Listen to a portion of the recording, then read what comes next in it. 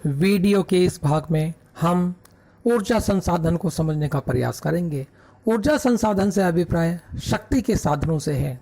ऐसा माना जाता है कि जिस देश के पास शक्ति के साधन पर्याप्त मात्रा में होते हैं उसका विकास उतनी ही तेजी से होता है, क्योंकि वर्तमान समय में शक्ति के इन साधनों का प्रयोग कृषि, उद्योग, व्यापार, परिवहन तथा अर्थव्यवस्था के अन्य क्षेत्रों में होता है। शक्ति या ऊर्जा के संसाधनों को मोटे तौर पर दो भागों में विभक्त किया जा सकता है। पहला ऊर्जा के परंपरागत साधन और दूसरा ऊर्जा के गैर परंपरागत साधन। ऊर्जा के परंपरागत साधनों से अभिप्राय ऐसे संसाधनों से है जिनका उपयोग मनुष्य अपनी आवश्यकता पूर्ति के लिए लंबे समय से करता आ रहा है, जैसे कोयला, पेट्रोलियम, प्राकृतिक गैस आदि। इन्हें जीवाश्म ईंधन के रूप में भी जाना जाता है। इस प्रकार कह सकते हैं कि ऊर्जा के परंपरागत साधन ऊर्जा के ऐसे साधन हैं जो कभी न कभी समाप्त अवश्य होंगे। ऊर्जा के परंपरागत साधनों में सर्वप्रमुख कोयला है। कोयले का इस्तेमाल मुख्यतः ताप विद्युत उत्पादन तथा लोहा अयस्क के प्रगलन के लिए किया जाता है। कोयला मुख्यतः गोंडवाना तथा टर्शरी काल के शैलों में मिलता है, या यूं कहें कि देश में सबसे ज़्यादा कोयले का निक्षेप इन्हीं काल में बनी शैलों में हुआ है।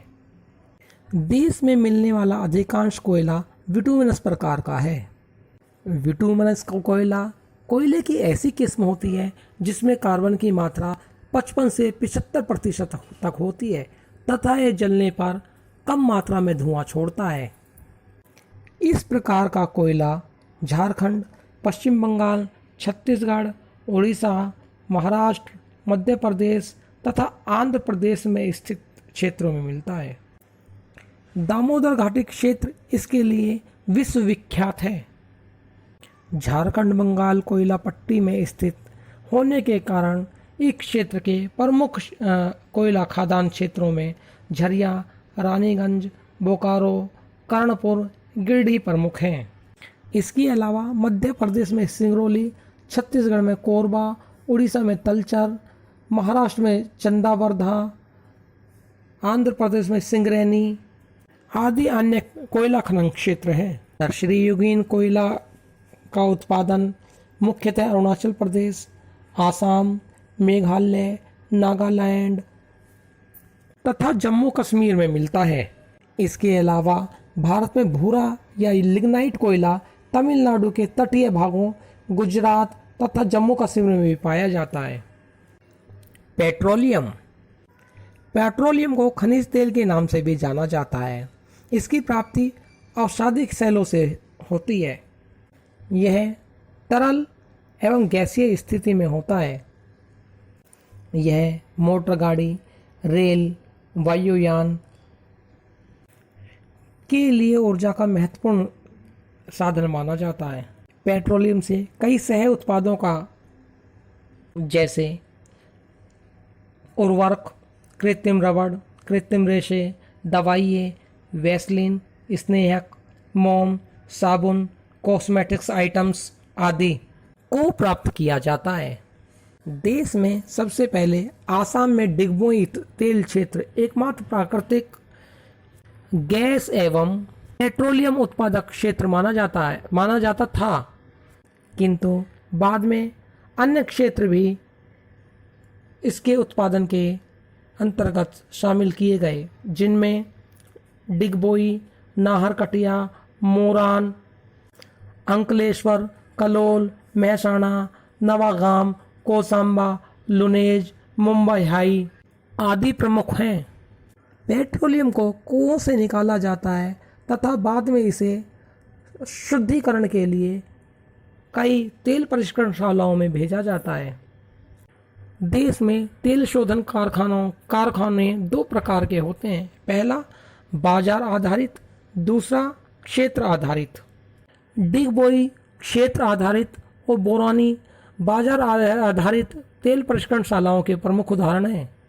भारत में 21 तेल शोधक कारखाने हैं, जिसमें 17 सार्वजनिक, 3 निजी और 1 संयुक्त क्षेत्र का है।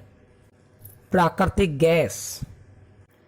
Gas authority of India limited, जिसे गेल भी कहते हैं, की स्थापना 1984 में हुई। यह सार्वजनिक क्षेत्र के उपक्रम में माना जाता है। गेल की स्थापना प्राकृतिक गैस के परिवहन और विपणन के लिए की गई थी। विपणन यानी मार्केटिंग।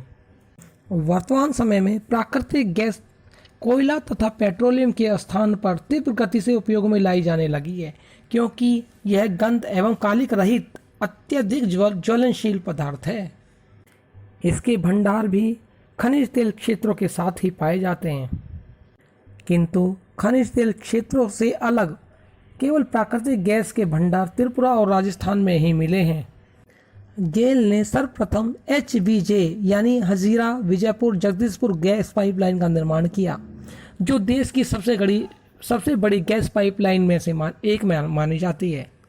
ऊर्जा के गैर परंपरागत स्रोत, जिन्हें ऊर्जा के नवीकरणीय स्रोत के नाम से भी जाना जाता है, इसमें सौर ऊर्जा, पवन ऊर्जा, जल विद्युत ऊर्जा, भूतापीय ऊर्जा, जैव ऊर्जा या बायोगैस प्लांट, नाभिकीय ऊर्जा, भूतापीय ऊर्जा एवं ज्वारीय ऊर्जा शामिल हैं। ऊर्जा के गैर परंपरागत साधनों की सबसे बड़ी विशेषता तो यह है कि इनसे प्रदूषण नहीं होता।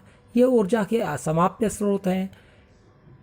इनसे ऊर्जा की बढ़ती हुई मांग को पूरा करने में काफ़ी सहयोग मिला है। इस प्रकार कह सकते हैं कि देश के सतत पोषणीय विकास के लिए ऊर्जा के गैर परंपरागत साधनों का इस्तेमाल करने से देश के विकास में तो तेजी आएगी ही, किंतु साथ ही साथ पर्यावरणीय समस्याओं का समाधान भी समय से ही हो जाएगा। खनिज साधनों का संरक्षण। खनिज संसाधनों का संरक्षण वर्तमान समय में तीव्र गति से होने वाले औद्योगिक विकास के लिए बड़ी मात्रा में ऊर्जा के संसाधनों का उपयोग किया जाता है, जिनमें ऊर्जा के परंपरागत साधन प्रमुख हैं। यदि इसी प्रकार इन संसाधनों का उपयोग करते रहे तो आने वाले समय में देश का विकास अवरुद्ध होगा। न केवल अवरुद्ध होगा बल्कि पर्यावरणीय समस्याएं भी पैदा होंगी और साथ ही साथ आने वाली पीढ़ियां भी इस साधनों के उपयोग से वंचित रह जाएंगी। अतः ऊर्जा के संसाधनों का संरक्षण अति आवश्यक है। ऊर्जा के इन संसाधनों के संरक्षण से हमारा अभिप्राय इनका उपयोग ना करना न होकर इनका विवेकपूर्ण उपयोग करना है, अर्थात साधनों का उपयोग इस प्रकार हो कि इनसे अपव्यय न हो तथा आने वाले समय में भी विकास के लिए हमें ऊर्जा के विकल्प के रूप में अन्य साधन निरंतर मिलते रहें। अतः संसाधनों के संरक्षण के तौर पर हमें इसके वैकल्पिक स्रोतों यथा सौर ऊर्जा, पवन ऊर्जा, ज्वारीय ऊर्जा, भूतापीय ऊर्जा जैसे साधनों का प्रयोग निरंतर करते रहना चाहिए।